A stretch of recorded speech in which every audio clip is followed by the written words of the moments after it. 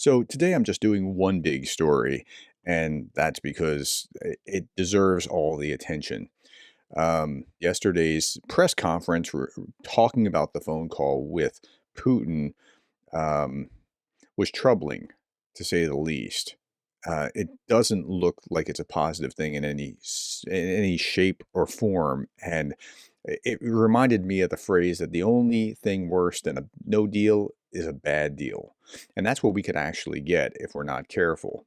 Here's Anton Gerashenko. He's talking about three scenarios of a Trump-led settlement of the Russian war in Ukraine that were outlined by Bloomberg. I'm going to say there's four, and I'll tell you what the fourth is when we get there.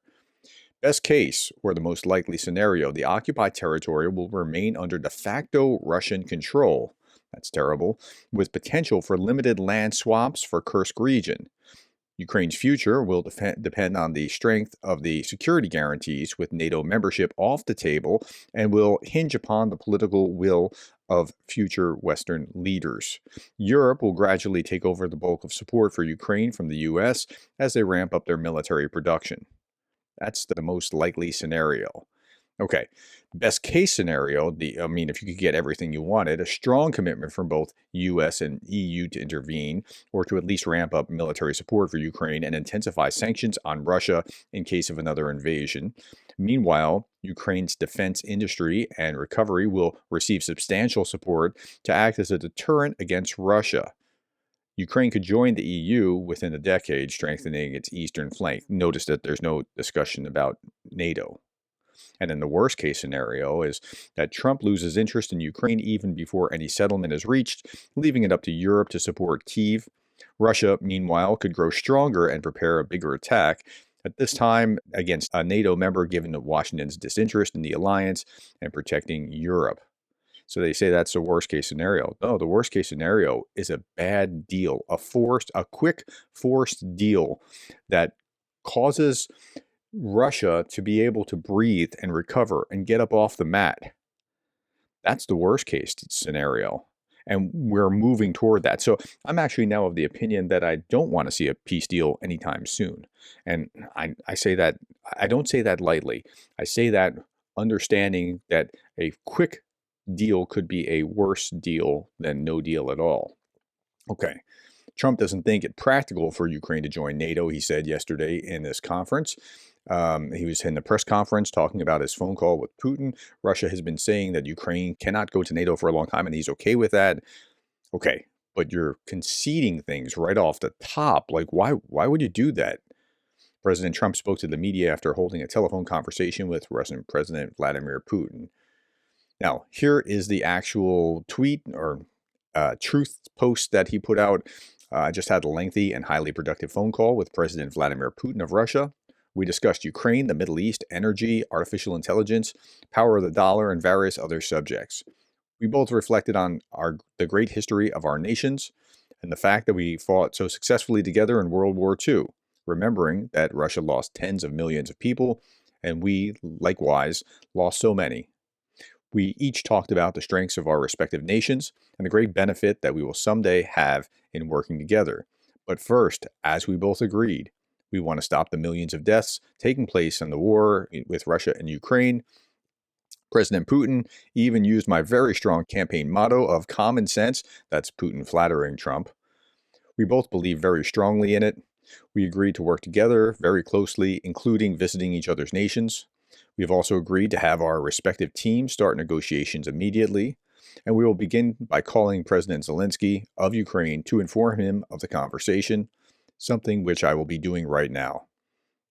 I've asked Secretary of State Marco Rubio, Director of the CIA John Ratcliffe, and National Security Advisor Michael Waltz, and Ambassador Special Envoy Steve Witkoff to lead the negotiations, which I feel strongly will be successful. Millions of people have died in a war that would not have happened if I were president, but it did happen, so it must end. No more lives should be lost. I want to thank President Putin for his time and effort with respect to this call, and for the release yesterday of Mark Fogel. Again, that was timed pretty perfectly for Putin. A wonderful man that I personally greeted last night at the White House. I believe this effort will lead to a successful conclusion, hopefully soon. Okay. So that's what Trump tweeted out yesterday. Now, Michael McFaul rightly asks, if Ukrainians must let Russia occupy their land, what do they get from Putin in return? That wasn't spelled out. If Ukrainians must let Putin veto their membership in NATO, what do they get in return? Hmm.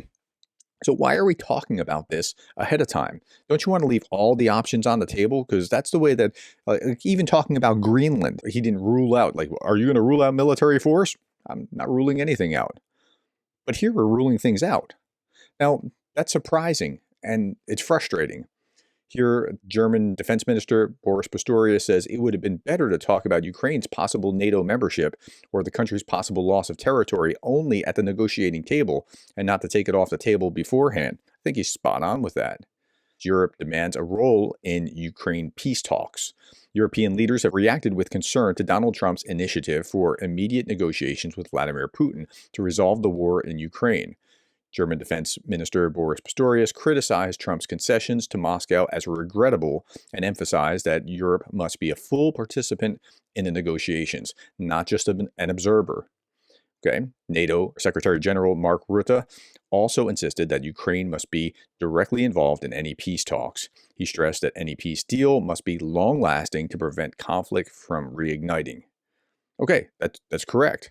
Now, I've read Trump's Art of the Deal, and he fancies himself as a big deal maker. The book was kind of poorly written, and it was written by a ghostwriter who we all know who it is. It was just kind of tracking what he does every day over the course of a week or month or something like that. And okay, it wasn't all that impressive. I mean, there were some interesting things, like the Woolman Rink chapter was pretty interesting, and when he was trying to buy out Holiday Inn, and somebody else was trying to block him from it, so it ran up the stock price, and then he was like, okay, well, I won't buy the hotel chain. I'll just sell at this price, and he made a boatload of money. Okay, but to not leave everything on the table and to take things off so soon just doesn't make sense. Okay, Minsk negotiations were flawed because they didn't include U.S. These new negotiations on ending the war in Ukraine will be flawed if they don't include the Europeans. I think that's spot on. Absolutely. Meanwhile, Dmitry Medvedev says frigid spinster Europe is mad with jealousy and rage. It wasn't warned of the Putin-Trump call or consulted about its content or later statements. It shows the real role in the world and chances of snagging a husband. No wonder. Europe's time is over. It's weak, ugly, and useless. So that's what Medvedev has to say about Europe. And if that's his view, it's probably not looking too good for how the negotiations are going to move forward. Okay, here's the ISW's assessment. The Trump administration has a historic opportunity to break Russia's cycle of overt war and war through peace in Ukraine. To do so, the United States must learn the lessons from the Minsk deal. 1. Russia will seek to transfer the responsibility and cost for the war onto someone else's balance sheet. That's right. If you make this kind of peace deal, who's going to pay the reparations for the damage and the destruction? Are there going to be any reparations? Is Europe going to have to foot the bill? Why not Russia? Russia's the one causing the war. Number 2, Putin will fight as long as he believes he can outlast the West and Ukraine. Ending the war requires stripping Putin of any hope that he can destroy Ukraine as a state in his lifetime, militarily or through a peace deal. 3, Russia can accept failure, and they have to accept failure. And if they don't accept the failure, if they aren't brought down as an empire in this fight, they're going to keep doing it. Now, just as Minsk II helped conceal Russia's failures in 2015, a premature deal risked letting Putin off the hook before he faces hard choices and maturing problems. That line there is really important. No deal is better than a premature deal. Because of exactly that. Like, they're going to keep coming. You're going to allow them to recover, and that's going to be bad. Bills will come due for the Kremlin if Russia were to face maximum pressure from the United States and partners. If the United States has many underutilized ways to increase pressure on Russia, hitting Russia's energy sector harder is just one example. The United States and its partners must force the Kremlin to face compounding pressures in Ukraine and globally without easy ways to offset them. But a premature peace deal will undo all that and let Russia have air and let it breathe. Jason J. Smart says it the same way. Putin should not be given a way out. Some argue that offering him an exit from Ukraine would bring stability. The truth is, there is no stability with Putin in power. His grip on Russia is slipping, his economy is crumbling, his military is bleeding out. Giving him a lifeline now would only guarantee future wars. Russia's economy is running on borrowed time. Meanwhile, the military spending now consumes 40% of the budget. Actually, it's 41%. On the battlefield, Russia's losses are staggering. More than 750,000 troops have been killed or wounded. By Ukraine's count, it's 850,000 and change. Okay, so letting them up now, it's not the right plan. Now, China is proposing a Trump-Putin meeting, but the U.S. dismissed it as completely unworkable. In recent weeks, Chinese authorities suggested to the U.S. the idea of organizing a U.S.-Russia summit without Ukrainian President Volodymyr Zelenskyy. And so that would be like held in Beijing or under Beijing's auspices or whatever. One of the points in the Chinese proposal for a settlement suggested that Beijing would act as a guarantor by sending peacekeeping troops to the region. Yeah, that seems like a terrible idea. Okay, here's Trump on whether Zelenskyy should cede territory to end the war.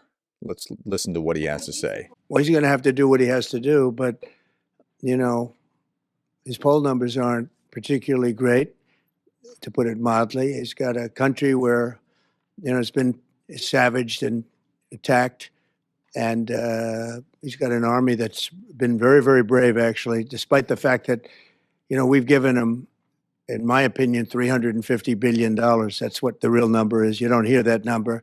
And Europe has given, in my opinion, $100 billion. And they've done it in the form of a loan. Are you freezing out President Zelenskyy of this process a bit? Isn't there a danger of that? No, I don't think so, as long as he's there. But, you know, at some point you're going to have elections, too. You're going to have an election. Okay, so $350 billion. What is he talking about? The numbers like keep going up in his head. And pretty soon they're going to have elections. Yeah, they have elections when they get to the other side of martial law. But right now that's just a Russian talking point being repeated. Okay, here's John Bolton, Trump's former national security advisor, the equivalent of a Mike Waltz or Jake Sullivan, that position, talking about this last night. I watched this and I was just shaking my head after watching what Trump said in the Oval Office and listening to John Bolton.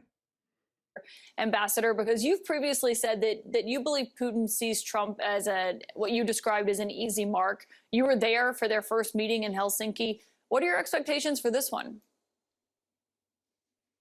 Well, I don't have any expectations anymore. I think we know exactly what's going to happen. President Trump has effectively surrendered to Putin before the negotiations have even begun.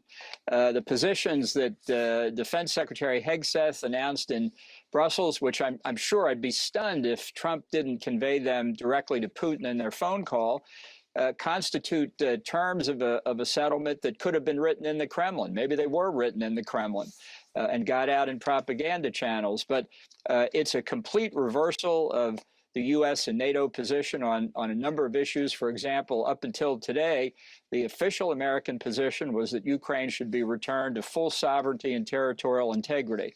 That's gone. Yeah, so that's gone. And I can't understand the guy who wrote The Art of the Deal just wiping that away. It just doesn't make sense. The question of NATO membership as far back as 2008 had been that ultimately Ukraine would become a NATO member. That doesn't look like that's around anymore either. It's terrible watching what happened yesterday. This was just terrible news. In fact, in the Daily Brief, I talked about there's no way you can sugarcoat this. That's just where we are. Now, there is one kind of bright spot, but this is not counterbalance the rest of it. So Trump talks about how the U.S. will continue to support Ukraine. We're getting security on our money. We're going to have it secured by, they have rare earth and they have oil and gas and they have a lot of other things. And we're asking for security on our money. So does it mean you are not sending They've agreed to it. Ukraine has agreed to it. You are not sending any more aid to Ukraine? No, we are, but we want it secured, and the money is going to be secured. When will the U.S. stop sending funding? When will the U.S. stop sending? Because if we didn't do that, then Putin would say he won. We're the thing that's holding it back, and frankly, we'll go as long as we have to go because we're not going to let the other happen. Okay, so if we didn't do it, Putin will say he won, and we're not going to do that, and but And generally speaking, I would say this is a positive sign, except in light of everything else, it seems somewhat anemic. It doesn't seem like it's really that full-throated. Okay, last little bit I'll leave you with is 603,628 square kilometers. That's what we should be looking at. That's Ukraine. Thank you, my friends, for your time. Thank you for the likes, the shares, and the subscribes. And thank you for being the kind of person who cares about Ukraine.